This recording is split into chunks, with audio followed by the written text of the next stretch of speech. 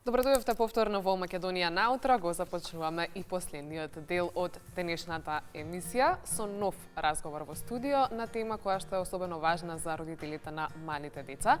Ги поставуваме прашањата дали децата вистински го разбираат говорот во склад со нивната возраст и дали тешкото изговарање на одредени гласови значи дека е алармантна состојбата и е потребно да се посети и стручно лице и дали тоа станува збор за говорна мана. Навременото препознавање е клуч за правилен развој, но живееме во ера на брзо темпо и дигитални уреди кои често стануваат тивок партнер во воспитувањето, а тоа неминовно може да делува и на правилниот говор. А правилниот говор е прозорец кон светот и кон тоа како детето ги перцепира работите околу себе. Дали е само фаза која ќе помине со тек на време или пак само суптилен знак кој бара стручна поддршка, дали е голема разликата помеѓу лесна корекција и долготраен предизвик во текот на школувањето.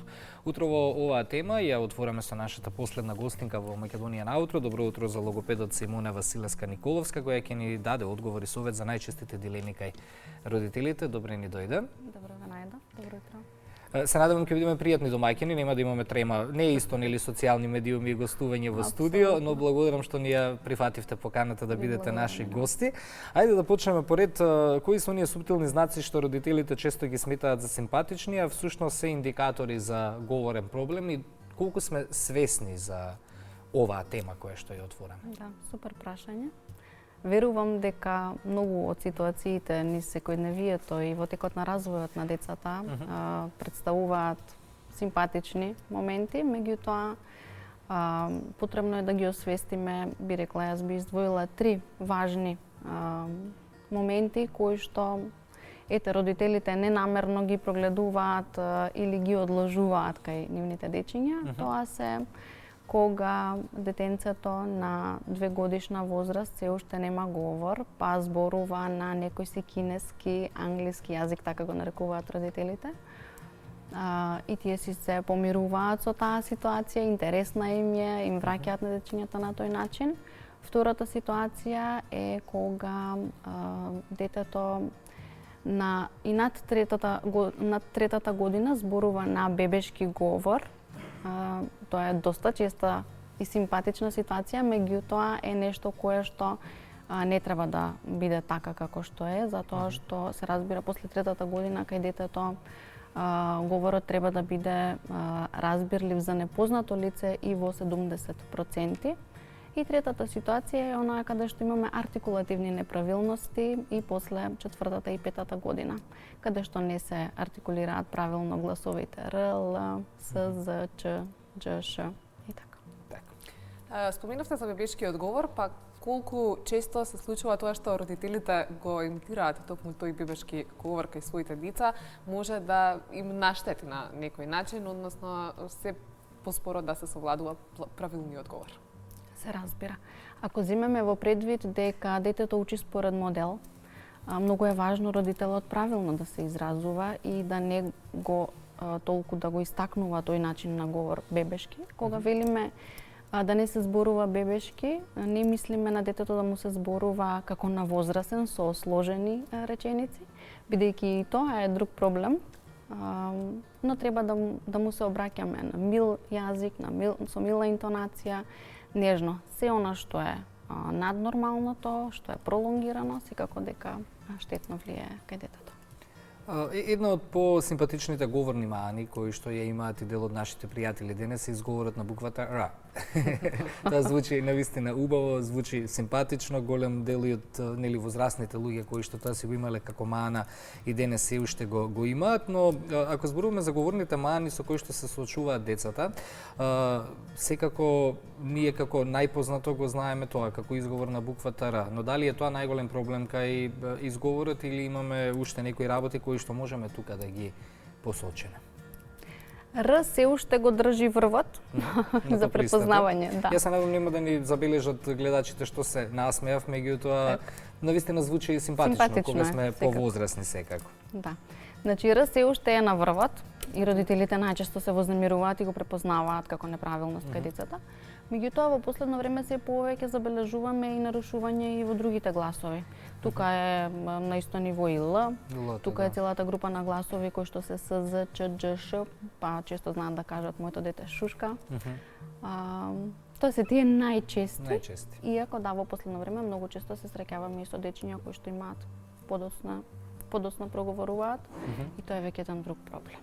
За кој што се надевам ќе поразговараме понатака. Да, токму тоа е едно од нашите следни прашања во однос на моментот дека веројатно голем дел од родителите и вие како логопеди често знаете да слушнете од нив, детето разбира се, меѓутоа не ни возвраќа. До која возраст можеби тоа се смета како нормално и веќе од кога треба да се смета како аларм за посета на стручно лице, односно логопед? Така. Негдека околу првата година очекуваме да се појават првите зборчиња. Иако детето веќе на 18 месеци или 2 години не го развива говорот, а разбира, тогаш е потребно родителот да се обрати и да побара стручна поддршка, каде што логопедот ќе направи една логопедска проценка, ќе го согледа целокупниот говор на јазичен развој кај детето, ќе даде насоки понатака на родителот и после тоа, ако има потреба, ќе се работи или родителот ќе му се дадат насоки и совети како во домашни услови да си работи со детенцето за да го стимулира тој развој. Така. Како да разликуваме дете кој има проблем со експресивниот говор, чисто да бидеме појасни тоа кога се произведуваат звуци, или пак со од дете кој има проблем со рецептивниот говор, разбирање на наредби и значења, како тука може да се направи разликата и колку родителите тоа сами на што треба да внимаваат кога сами прават проценка? Тоа се две различни групи на дечиња, меѓутоа знаците кои што ни укажуваат и за едното и за другото нарушување се јасни. Онаму каде што имаме потешкотија во рецептивниот јазик, зборуваме за потешкотија на детето да го разбере говорот од околината. Тоа едноставно не разбира што му зборуваме. Не ги разбира налозите кои што родителот му ги дава. Не ги разбира песничките кои што му ги пееме. Додека кај експресивниот говор детето разбира, може да постои ситуација во која што се уште не е активиран говорот за вербално да се изразува, меѓутоа тоа детенце комуницира на други начини кои што се невербални и кои што со наша помош ги активираме и детето го започнува својот говорен јазик. Многу често дигиталните уреди се тивок партнер во воспитувањето на децата, па колку зголемината или сложеност на време поминато на таблети или телефони го одложува процесот на правилно совладување на говорот? Секако сведоци сме дека се почесто од многу рана возраст на дечињата им се нудат екраните. Меѓутоа и се посвесни стануваат родителите дека таквиот начин е на голема штета на детето, од причина што во тој случај детето нема двонасочна комуникација, не чувствува потреба да врати. Тоа само слуша и тоа за жал најчесто е на некој странски јазик.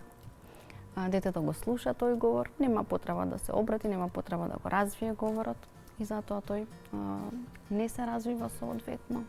Тапка во место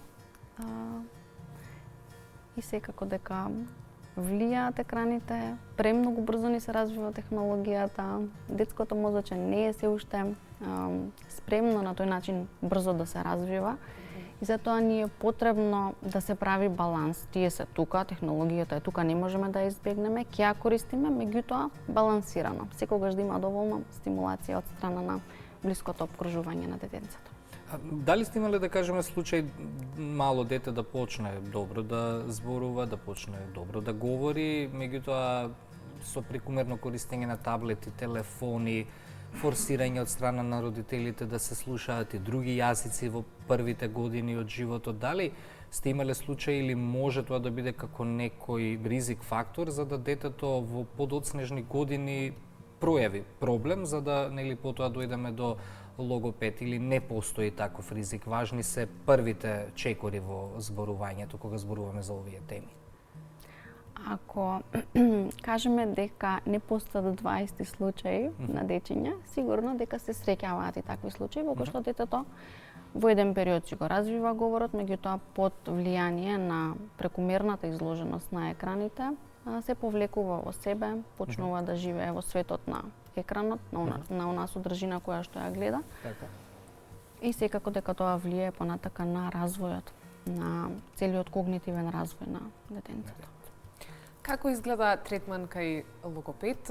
Верувам дека е многу различно и индивидуално во зависност од потребите, но и карактерот на детето. Меѓутоа, колку ви е предизвик да ги мотивирате да ве слушаат и всушност да ги практикуваат тие вежби кои што ги давате? Така. Ние логопедите имаме таква професија да мора да бидеме многу креативни, токму заради тоа што се среќаваме со различни карактери на деца, со различни потешкоти. Користиме разноразни алатки. Играчки, логопедски алатки, дуваме балончиња, ја вежбаме оралната мускулатура, која што не е многу важна, насочуваме воздушна струја, редиме сложувалки, вметнувалки, се она кое што го стимулира мозочето на различен начин, а при тоа ни помага да го задржиме неговото внимание и да му помогнеме да соработува полесно. Што ги советуваме родителите? Постои ли последен воз кога треба да се посети логопед? На која годишна возраст од своето дете да бидат повнимателни?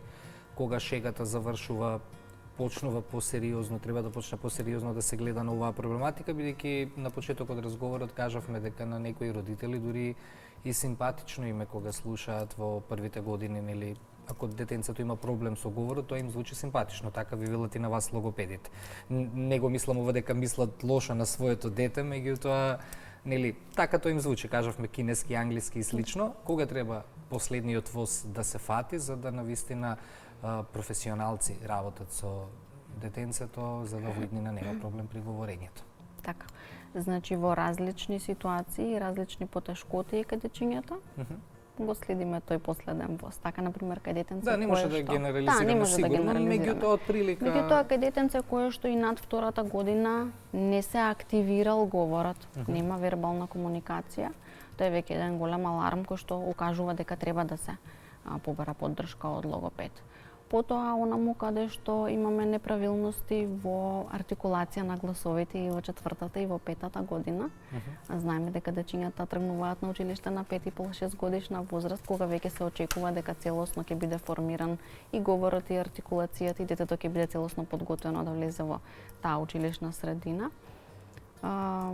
Се она останато каде што родителите ненавремено ги детектирале артикулативните потешкоти, се решава и во подоцнежна возраст. Ние имаме ситуации каде што работиме и со возрастни и успешно ги надминуваме тие потешкоти.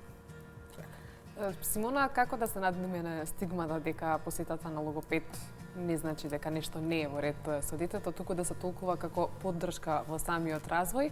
И ева што покажува вашето искуство низ годиниве, дали веќе работите се позитивни кога станува збор за можеби и осудите од општеството, но и некако самодовербата кај родителите, дали се губи во моменти кога треба да се почне со вежби и со посета на логопед токму за поддршка на говорот кај нивното дете? Така.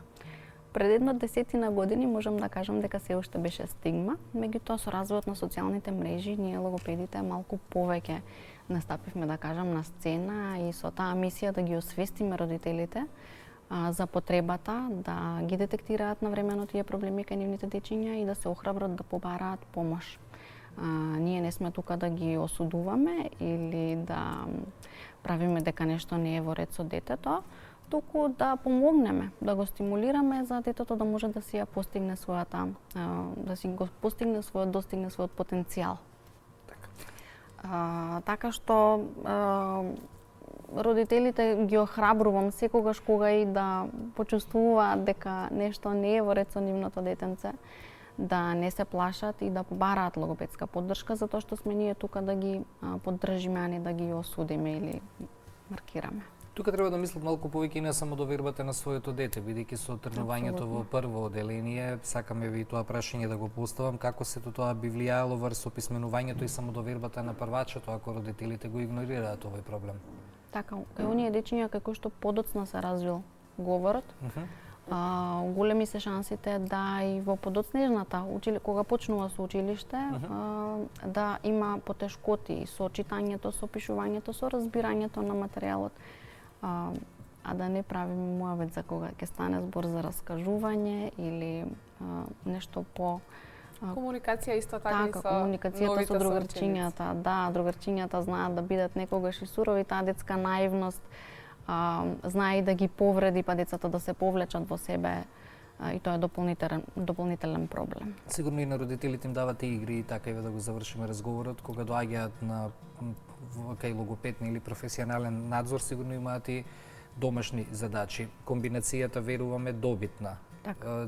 Сакав да кажам, да апелираме до родителите да не го прават тоа сами на своја рака дома, дури и игрите да бидат во консултација со професионалец, со логопед. Так. Во ситуации каде што детето посетува логопедски третмани, секогаш има насоки за домашна работа, како што ја викаме.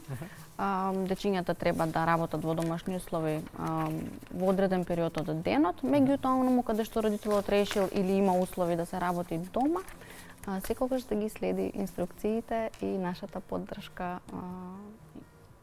е тука. Така. Верувам дека ви беше пријатно во студиото утрово, може би не е исто како на социјалните медиуми. Верувам ќе имате убава работна недела пред вас. Споменавме социјални медиуми, Инстаграм. Каде може да ве побараат за совет родителите што сега не гледаат? На кој начин комуницирате на социјалните медиуми со луѓето? Логопедскиот кабинет во кој што јас работам се вика Срекичка. Како Срекичка може да не најдат на сите социјални медиуми и да не контактираат. Ние се наоѓаме во кисела вода.